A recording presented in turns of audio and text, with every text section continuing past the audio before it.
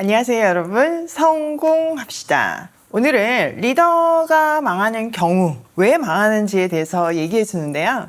나는 리더가 아니니까 괜찮아가 아니고요. 하나님이 우리를 망같은 제사장으로 보내셨잖아요. 그렇기 때문에 바로 우리의 이야기예요. 한번 들어가서 보도록 할게요. 14절, 주 당신들의 하나님이 주시는 그 땅에 들어가서 그 땅을 차지하고 살 때에 주위의 다른 모든 민족같이 당신들도 왕을 세우고 싶다는 생각이 들거든 당신들은 반드시 주 당신들의 하나님이 택하신 사람을 당신들 위에 왕으로 세워야 합니다. 당신들은 결의 가운데서 한 사람을 왕으로 세우고 같은 결의가 아닌 외국 사람을 당신들의 왕으로 세워서는 안 됩니다. 자, 왕을 세울 때에 대한 규례인데요. 모세오경에서 이 왕에 대한 규율에 대해서는 유일해요. 여기서 우리가 주목해야 될 사항 중에 하나는요. 이스라엘의 왕은 필수가 아니라 선택이었다는 거죠. 사실 이스라엘은요. 하나님이 왕이시고 말씀으로 통치되는 나라였잖아요. 그렇기 때문에 다른 나라처럼 인간 왕이 필요한 게 아니었어요. 그렇지만 백성들이 시간이 지나면서 분명히 다른 나라처럼 눈에 보이는 왕을 요구할 것이라는 것을 아시고 이렇게 규례를 주신 거죠.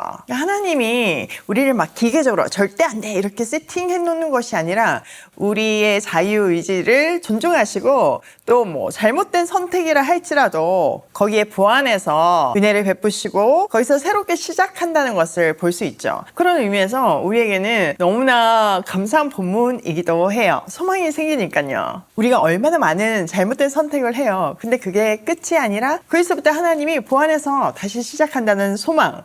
정말 오늘 아침이 든든한 것 같아요. 자, 이스라엘이 왕을 원한 이유가 딱 나와 있죠. 네, 다른 민족처럼 되고 싶어서예요. 아니, 지금 원래 이 나라의 건국 이념이 너로 인해 모든 민족이 복을 받게 하는 것. 그래서 다른 민족이 사실 이스라엘을 배우러 와야 하고 부러워해야 되는 것이 정상인데 지금 거꾸로 된 거잖아요. 그러면 당연히 하나님이 원하시지 않고 모세도 뭐 탐탁치 않죠. 그렇지만 명확한 규칙을 주면서 그들의 요구를 허용하셨어요. 실제로 이 왕을 원하는 그들의 요구는 사무엘 시대에 현실화되었죠. 자, 그런데 그때 첫 번째 조건이 있어요.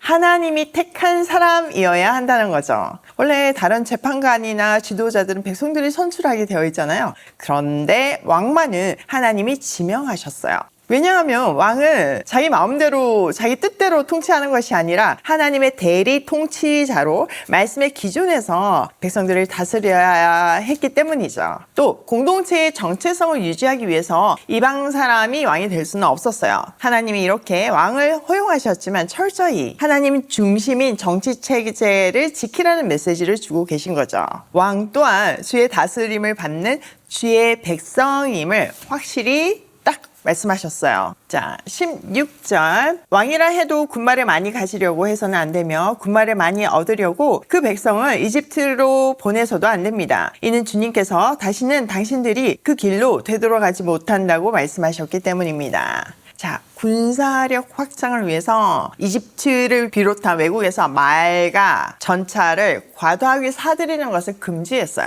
당시 고대 근동의 말은 부의 상징이었거든요. 그렇지만 사람들이 그 말을 소유하는 근본적인 이유는 전쟁 때문이었죠. 말이 끄는 병거는 당시 최첨단 무기였거든요. 그러니까 왕이 말을 많이 소유하면 하나님이 아닌 군사력을 의존할 수 있는 위험이 커지잖아요. 실제로 솔로몬이 병거와 말을 대거 수입해가지고 하나님보다 군사력을 의존했을 때 그의 왕국은 그 이후에 두 나라로 나뉘었잖아요.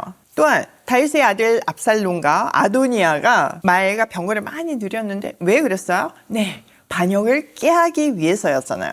그러니까 군말을 많이 가지지 말라는 말은 이스라엘의 힘과 능력은 그들의 군사력에 있는 것이 아니고 하나님께 있다는 것을 분명히 알려주는 조항이었어요. 더불어서 당시 군마가 가장 많은 나라는 이집트였는데 군마를 사기 위해서 이집트로 가는 것은 다시는 당신들이 그 길로 되돌아가지 못한다는 하나님의 말씀에 반하는 거였죠. 출애굽 정신에 역행하는 일이었기 때문에 절대 하면 안 된다는 거였어요. 자, 17절. 왕은 또 많은 아내를 둠으로써 그의 마음이 다른 데로 쏠리게 하는 일이 없어야 하며 자기 것으로 은과 금을 너무 많이 모아서도 안 됩니다. 자, 일단 아내를 많이 두지 말래요. 이거는 정략 결혼으로 다른 나라와 정치적인 또 이교적인 동맹이 증가하면 마음에 우상 숭배의 유혹을 받을 수밖에 없잖아요. 솔로몬이 대표적인 케이스잖아요. 정략 결혼으로 수많은 아내를 얻었을 때 그가 정말 지혜의 왕이었지만 결국 우상 숭배에 빠져서 배교하게 되고 그의 왕국은 분열되게 되죠. 지나친 부의 축적도 금했어요. 왜냐하면 왕이 재산을 축적하기 가장 쉬운 방법이 뭐겠어요?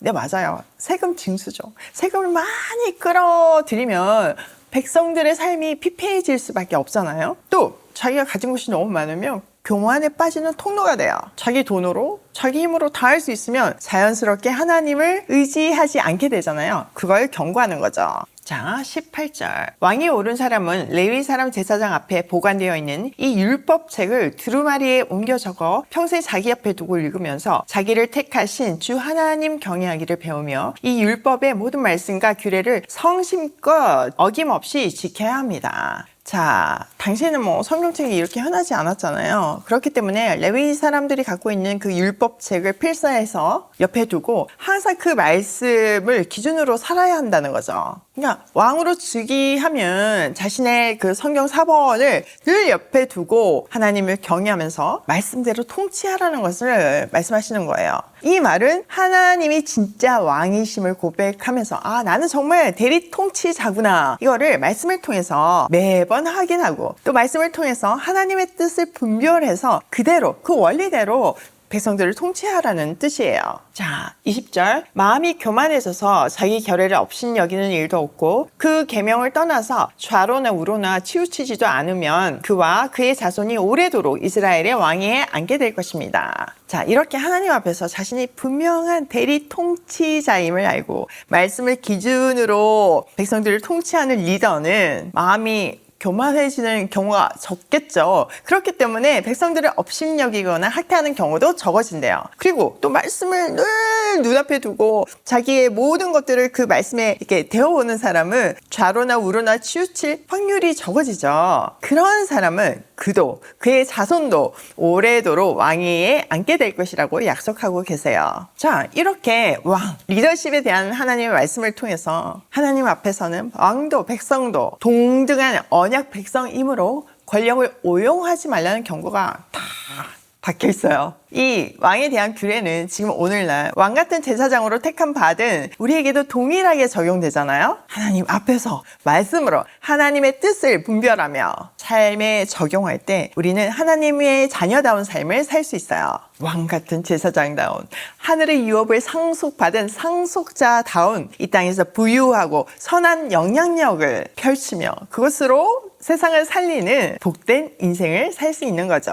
자, 오늘 내용을 우리 삶에 한번 적용을 해보면 첫 번째, 우리는 하나님이 택하신 리더이다. 여러분은 왕 같은 제사장이잖아요. 그렇기 때문에 다 하나님이 택한 리더예요. 그러므로 오늘 말씀처럼 하나님 중심의 삶을 살아야 해요. 그럴 때 그 리더로서의 선한 영향력을 미치는 정말 우리뿐만 아니라 우리 자녀 손까지 복을 받는 하나님의 명문 가문이 되는 거죠. 두 번째, 세상의 힘에 집착하지 말아라. 하나님이 계속 말씀하시는 거는 하나님만이 유일한 소망이라는 것을 말씀하시죠. 권력, 돈, 군사력 이런 것들이 우리의 삶을 보장해 주지 않는다는 거예요. 하나님은